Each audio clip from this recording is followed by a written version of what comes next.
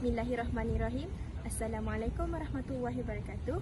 InsyaAllah pada dalam video ini saya dan ahli kumpulan yang lain akan membentangkan tajuk kami, iaitu panduan pemakanan makanan halal dan haram di bawah tema sains perubatan.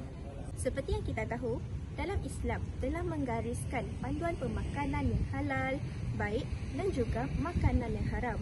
Sebagai umat Islam, kita hendaklah memilih makanan yang halal, yang baik agar dapat memberi kesan yang baik kepada kecerdasan akal dan badan agar tidak berlaku kemudaratan. Manakala makanan haram ini mampu menimbulkan kemudaratan kepada kesihatan, dan Islam amat menegah perbuatan umatnya agar menzalimi diri sendiri.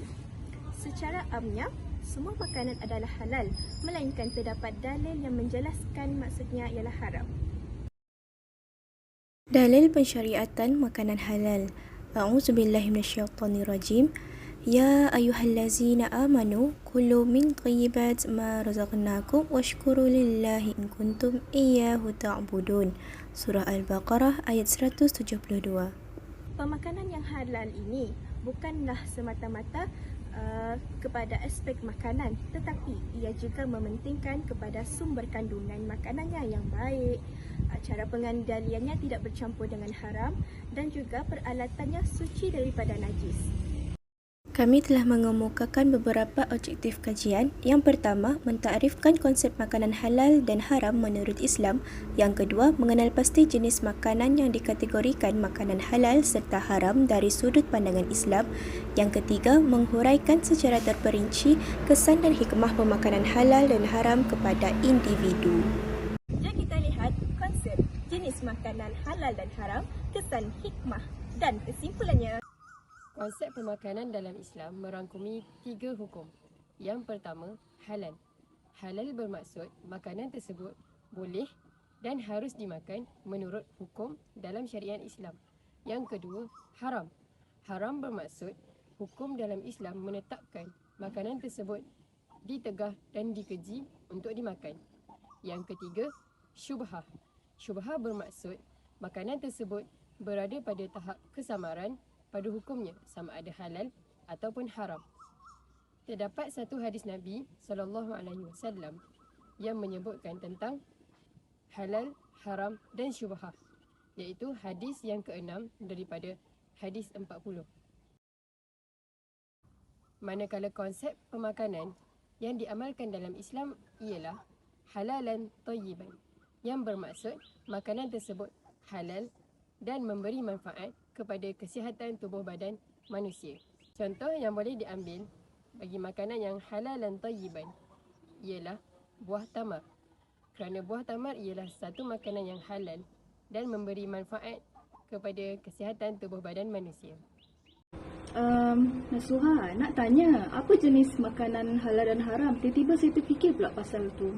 Oh, jangan risau, saya akan terangkan jenis-jenis makanan halal terlebih dahulu. Yang pertama, makanan tersebut tiada dalil yang mengharamkannya di dalam Al-Quran. Yang kedua, makanan tersebut bersih dan tidak memudaratkan kita apabila kita memakannya.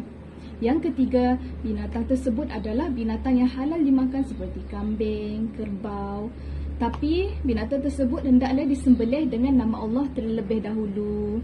Dan yang keempat adalah tumbuhan-tumbuhan yang tidak beracun. Manakala jenis-jenis makanan haram pula adalah yang pertama, binatang yang disembelih tanpa menyebut nama Allah. Yang kedua, segala jenis bangkai binatang, darah anjing dengan daging khinzir serta keturunannya juga tidak boleh dimakan.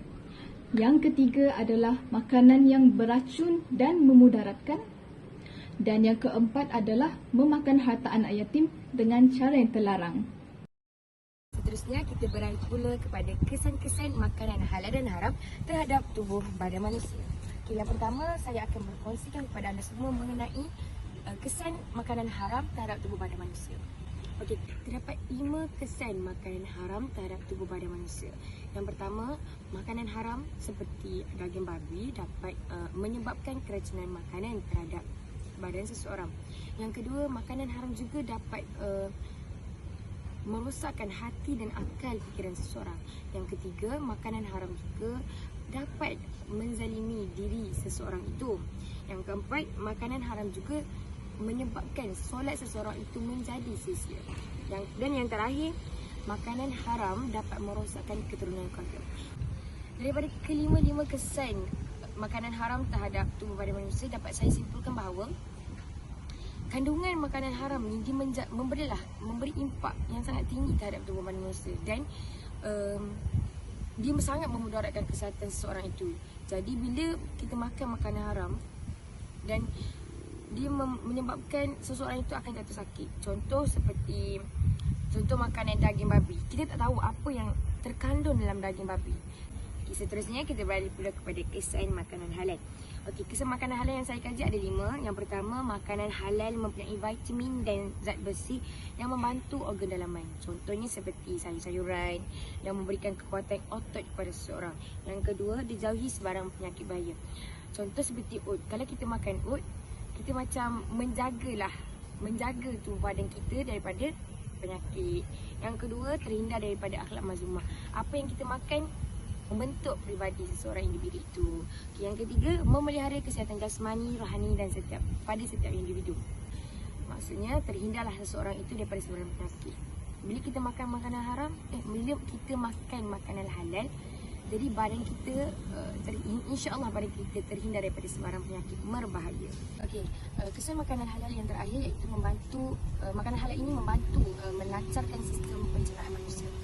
Hal ini dikatakan demikian kerana telah diketahui oleh semua rakyat, pihak hospital telah mengeluarkan pemakanan mengikut piramid makanan yang betul. Contoh dari segi karbohidrat, vitamin, kolesterol dan lain-lain. Jadi bila kita ikut piramid tersebut, kita akan mudahlah untuk kita melancarkan sistem pencernaan kita. Itu saja daripada saya dalam menerangkan kesan makanan halal dan haram pada tubuh manusia. Terdapat 5 kesan pemakanan halal. Yang pertama, menjamin kesihatan diri dan menghindarkan diri daripada penyakit. Kita perlu memastikan makanan yang dipilih adalah makanan yang berkhasiat, bersih dan suci mengikut hukum syarak supaya tidak memudaratkan manusia itu sendiri. Antara rahsia pengharaman makanan, saintis telah mengkaji bahawa contohnya kenapa daging babi tak boleh makan, kerana di dalam daging babi terdapat kuman ataupun virus yang berbahaya, yang contohnya cacing pita yang susah untuk dibunuh. Yang kedua, memelihara kewarasan akal serta menjamin maruah diri.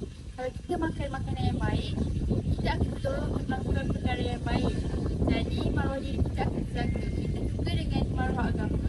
Kalau perilaku umat Islam baik, maka agama Islam akan dipandang tinggi oleh agama lain. Terusnya yang ketiga, memberi ketenteraman kepada jiwa kerana sesuai dengan fitrah manusia. Kebiasaannya, makanan yang haram ataupun syubhah membuatkan jiwa kita gelisah, tidak tenteram kerana ianya bertentangan dengan fitrah sebenar manusia. Yang keempat, menyelamatkan seseorang daripada siksaan api neraka. Hal ini bertepatan dengan sabda Nabi SAW yang bermaksud tiap-tiap daging yang tumbuh dari harta atau makanan yang halal, maka neraka adalah lebih utama baginya. Yang terakhir, supaya ibadah dan doa kita mudah diterima oleh Allah.